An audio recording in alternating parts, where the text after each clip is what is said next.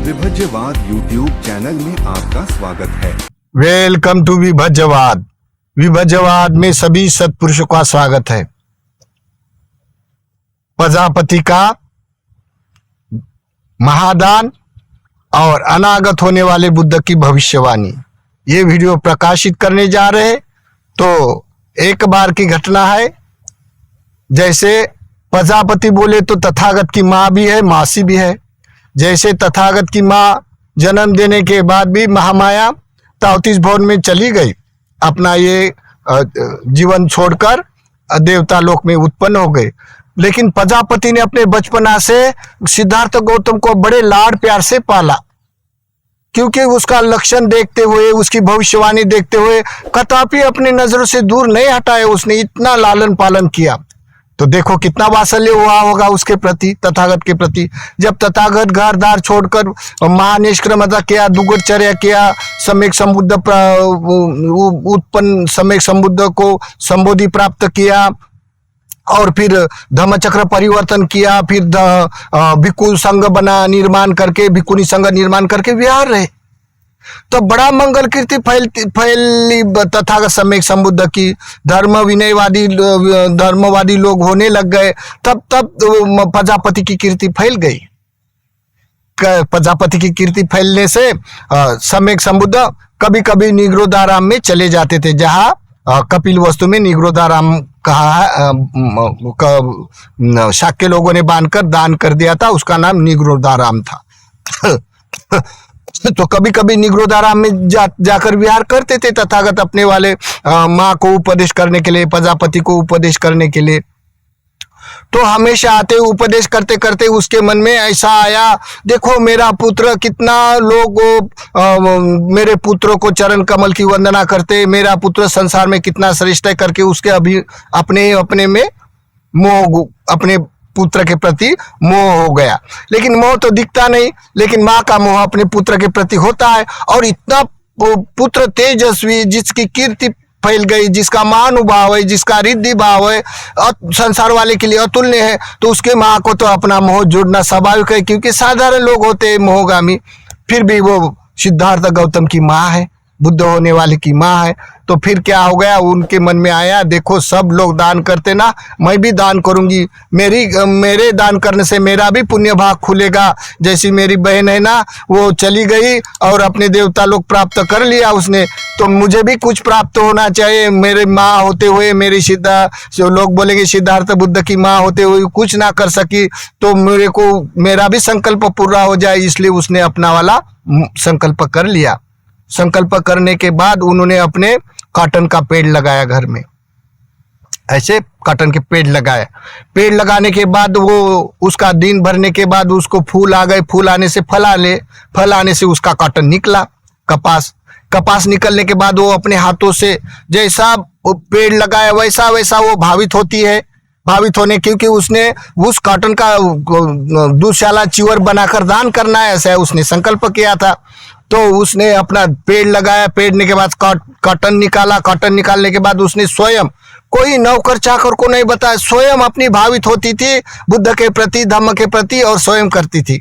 ऐसा करते करते उसके मन में ऐसा था, मेरे पुत्र को मैं दान करूंगी, मेरे बुद्ध को दान करूंगी, ऐसे उसका कुछ भी हो जाए। लेकिन गृहस्थी के मन में होता है, जो लोग पहुंचाने अभी तक उसके मन में मोह होता है, तो उनके पुत्र के प्रति मोह, पुत्र समझकर मेरा पुत्र कैसा है करके ऐसा मोह प्रजापति का था।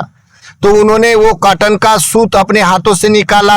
हाथों से निकालने के बाद स्वयं अपना कपड़ा बनाया। अभी तो मशीनें की टेक्नोलॉजी हो गई, उससे पहले समझो 100 साल पहले मशीना नहीं हुआ करते थे और हाथ से लोग बनाते थे। तो अभी टेक्नोलॉजी के कारण मशीनें हो गए। तो उन्होंने हाथ से कपड़ा बनवाया। कपड़ा बनवाने के बाद उसने 3 दुशाला सिलवाया।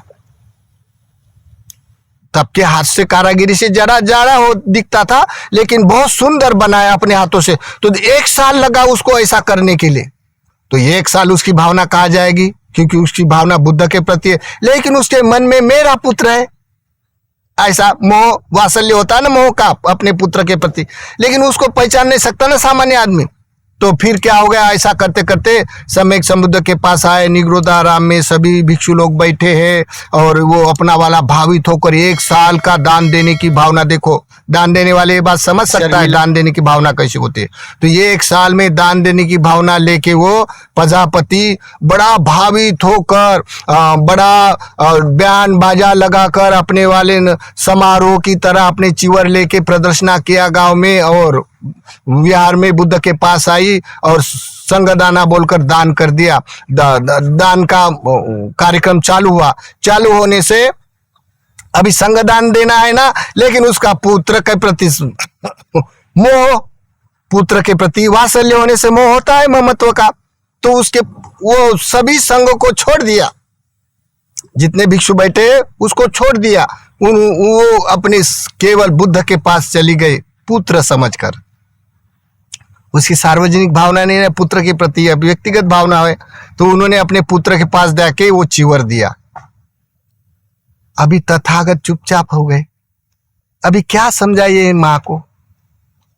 अगर समझाए तो वो उसका वाला चित्त दूषित हो जाएगा, दान से हट जाएगा, दुर्भाव उत्पन्न कर देगी। कैसा समझाए तथागत को? तथागत तो जानते हैं कि मेरी माँ अपना पुत्र समझकर दे रही, संग समझकर नहीं दे रही। अगर संग समझकर देने से बड़ा पुण्य भाग होगा मेरी माँ का, ये माँ नहीं जानते। और प्रजापति माँ अपना यही जानते कि मेरा पुत्र बुद्ध है ना, तो मैं बुद्ध को दूंगी, मेरा पुत्र को दूंगी तो बड़ा पुण्य होगी। तो इसका पुत्र के प्रति स्नेह, अपने माँ का पुत्र के प्रति स्नेह होना ये स्वाभाविक धर्म होता है, लेकिन ये पति रूपी का होता है, ब्रह्म विहार से नहीं होता है, ये उफे का भाव से नहीं होता है, पति रूपी का लोभ मूल्य के होता है। ये तथागत जानते हैं। और तथागत का कहना है कि सांगनिक दिया तो बड़ा पुण्य होगा मेरी माँ का, और माँ को लगता है मेरे पुत्र को दूंगी मैं। हर माँ को लगता है जैसा खाना खाते समय अपने पुत्र को देता है, दूसरे के पुत्र को नहीं देता है। कोई भला थोड़ा दे देता है, लेकिन अपने पुत्र को जैसा स्नेह होता है इतरों के प्रति नहीं होता है। वैसे ही प्रजापति का भी अपने पुत्र के प्रति स्नेह है। तो क्या करे? तो तब तथागत ने क्या बोला, प्रजापति उपासिका आप संघों को दे दो दान, मुझे मत दे दो। तब प्रजापति बोलते नहीं भगवान, मैं आपके लिए सिलवाया, मैं रोना धोना चालू कर दिया, मैं आपके लिए इतना 1 साल से कठिन परिश्रम किया है, मैं आपको ही दूंगा। भगवान जानते हैं ये अपने पुत्र समझकर देगी तो उसका कोई लाभ नहीं होगा, अगर वो संग देगी तो बड़ा लाभ होगा, ऐसा करके तथागत जानते। लेकिन ये माँ भली नहीं जान पाती। तब बोलते भगवान दोबारा भी बोलते, प्रजापति उपासिका आप संग को दे दो दान, बड़ा पुण्य होगा। तब भी बोलते नहीं भगवान, मैं बुद्ध के लिए दान कर सिलवाया है, मैं मेरे पुत्र को बुद्ध को ही दूंगी दान। ऐसा करके 3 बार बोला। 3 बार बोलने से भगवान जानते, भगवान महारिद्धिमान होते, महानुभाव होता है भगवान के पास। तब भगवान ने क्या किया, अच्छा ये बोलते हैं 1 चिवर मुझे दे दो, बाकी भिक्षु संघ को दे दो। तभी बोलता नहीं मैं 3 ही चिवर आपको ही दूंगा। माँ का वात्सल्य अपने पुत्र के प्रति, और भगवान का कहना है संघ को देने से बड़ा लाभ होगा, मुझे पुत्र समझकर देने से उसका कोई लाभ नहीं है, ये तो दुर्गति में चले जाएगी, ये लोभ मूलक धर्म की पालन करना चाहते, माँ है ना, कैसे समझाए। तब उन्होंने कैसा वैसा कर लिया, लेकिन मानने के बाद फिर क्या हो गया, तथागत ने क्या किया, जो पात्र था ना उनके पास, वो पात्र अपने रिद्धि भाव से ऊपर फेंक दिया, ऐसा हाथों से रिद्धि भाव से ऊपर फेंक दिया। फेंक देने के बाद वो पात्र वैसा रहा, ऊपर गया, ऊपर जाने के बाद वैसा रहा। तो सब लोगों का ख्याल वो पात्र के तरफ चला गया। अभी कोई श्रमणों को लगा क्या देखो अभी ये पात्र गिर जाएगा तो फूट जाएगा, अपमान होगा पात्र का। तो एक श्रमण आया और ये गिरते हुए पात्र को देखो, जैसा तथागत ने अपने रिद्धि भाव से पात्र फेंका, पात्र फेंकने से अभी गिरने लग गया था। तो एक श्रमण गिरे ना, कोई अपमान ना हो जाए पात्र का, इसलिए एक श्रमण आया और वो अपने वाले छलांग लगा के ऊपर से ऊपर पात्र उसने पकड़ लिया, और पकड़ने के बाद अंतर ध्यान हो गया। देखो एक श्रमण जहां संघ में बैठा हुआ जो तथागत ने पात्र फेंका, अभी वो पात्र नीचे गिरने लग गया, तब एक श्रमण गिरे ना और अपमान ना हो जाए पात्र का, इसलिए वो ऊपर जाके अपनी छलांग लगा के वो पात्र फेंक लिया। जैसे बॉल पकड़ता बच्चा, बॉल खेलने वाले, वैसा ही वो श्रमणों ने वो पात्र पकड़कर अंतर्ध्यान हो गया। अंतर्ध्यान गायब हो गया। तो सब भिक्षु संघ देख रहे। देखने के बाद प्रजापति बोलते कहाँ गया कहाँ गया? तो बोलते भगवान देखो प्रजापति, ये जो भिक्षु है ना, ये अंतर्ध्यान हो गया, ये आने वाले भविष्य काल में बुद्ध होने वाला है, इसी कारण आप उनको देने से बड़ा पुण्य लाभ होगा। ऐसा बोलने से प्रजापति बोलते हैं कोई बात नहीं, मैं दो चिवर उनको दूंगी, एक आपको दूंगी। तब बोलता है भगवान तीनों चिवर दे दो संघों को, भविष्य में वो बुद्ध होने वाला है, आप बड़ा पुण्य भाग होगा। तब प्रजापति अपने वाले मानकर अपना बुद्ध होने वाला, क्योंकि रिद्धि भाव से पात्र फेंका तो अंतर्ध्यान हो गया, गायब हो गया ना, इसी कारण तथा प्रजापति का भी बड़ा भावना हो गई बुद्ध के प्रति, संघ के प्रति। तब तीनों के तीनों चिवर प्रजापति ने सब संघों समझकर दान किया और संघ ने प्रजापति दान का अनुमोदन किया। तब से जब अपने वाले बुद्ध शासन में कठिन चिवर तब नहीं सिलाते थे, जब परियति शासन परिपूर्ण होने से उपासक उपासिका परियति शासन में विनयवादी धर्मवादी हो गए, तब जैसे भिक्षु का चिवर होता है रिद्धि चिवर, जिसने अन्य अन्य जन्म से भिक्षु संघ से सेवा करके वस्त्र दान किया है तो उसको आंख के ऊपर उसके रिद्धि भाव से चिवर आता है। दूसरा होता है निश्रय चिवर, जैसे कोई भिक्षु को कपड़ा न दान दिया तो भी वो 500 कुलिक चिवर कपड़े पुराने जमा करके सिला सकता है। तीसरा होता है सिंपल चिवर, तो वो कोई भी दान दिया तो ले सकता है। लेकिन कठिन चिवर तब से शुरुआत हो गई प्रजापति का आदर्श। प्रजापति ने जैसे कॉटन लगाया था, कॉटन का धागा निकाला था, धागा निकालने के बाद स्वयं कपड़ा बनाया, कपड़ा बनाने के बाद प्रमुख बुद्ध को दान देने वाली, स्नेह करके दान देने वाली थी, लेकिन बुद्ध ने बड़े रिद्धि भाव से उसको समझाते समझाते सांगणी भावना कर दी। और सांग में तब से अभी बुद्ध के काल में, सिद्धार्थ बुद्ध काल में, तब से 2500 साल हो गए समझो, एक कठिन चिवर फेस्टिवल करते हैं लोग। और राजा संघ के प्रति आदर सम्मान के तौर पर कठिन चिवर दान करते हुए बड़े महानुभाव, जैसे प्रजापति का आदर्श लेके कठिन चिवर दान कहलाता है। तो वो कॉटन लगा के हाथ से धागा बनवाते और एक रात में स्पर्धात्मक रूप में अभी कठिन चिवर के फेस्टिवल होते हैं। तो कठिन चिवर के फेस्टिवल विनय में भी उसके कैसे करना है, कितने भिक्षु होना चाहिए, कैसा करना चाहिए, कितने भिक्षु में करना होता है, कठिन चिवर एक होता है क्या दो होता है, उसकी वाले पवारना कैसे होता है, ये सब विनय बन गए। तो तब से बुद्ध शासन में बहुत बड़ा महान फेस्टिवल होता है प्रजापति का आदर्श कठिन चिवर दान। तो देखो ये प्रजापति का आदर्श कितना महानुभाव हो रहा है। ये सिद्धार्थ बुद्ध को लालन पालन करने वाली माँ प्रजापति और जन्म देने वाली माँ महामाया। तो देखो ये दो माँ के दो पुण्य के भाग बड़े ये लोगों के लिए, जो बुद्ध शासन में अष्टांगिक मार्ग वाले के लिए बड़ा पुण्य भाग है, पुण्य भागशाली होते हैं उनका आदर्श लेने के लिए। और ये लोग जैसा प्रजापति ने किया वैसे ही आदर्श पूर्वक कठिन चिवर दान अभी भी सिलवाते हैं लोग, अभी भी कठिन चिवर दान बनवाकर संघ को दान करते। और संघ को दान देते समय सभी लोगों की सांगणिक भावना होती है। सांगणिक भावना जहाँ होती है वहाँ बड़ा पुण्य का कोई कमियां नहीं होती है। लेकिन व्यक्तिगत कोई बोलता है नहीं नहीं मेरा भंते बड़ा ऊंचा है, मेरा भंते अनंत है, ऐसा बोलते हैं कोई लोग अभी के काल में दिखाई देता है। कोई ना अमुक देश में अनंत भंते, उनका नाम ले लेके 3 बार वंदना करता है। अरे संघ अनंत का होता है, कौन अनंत है या कौन मार्गगामी नहीं जान सकता है, तथागत जानते हैं।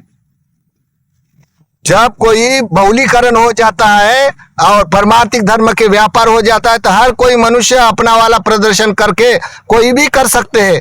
लेकिन हम लोगों ने इतना ही करना है कि जहां भी हो संघ अनंत का होता है। कोई व्यक्तिगत एक भिक्षु का अगर हमने वंदना किया और तो वो हमको प्रतिरूपिका वेदना होके लोभ मूलक होती है। इसी कारण सांगणिक कर्म में करने से संघ अनंत का होता है।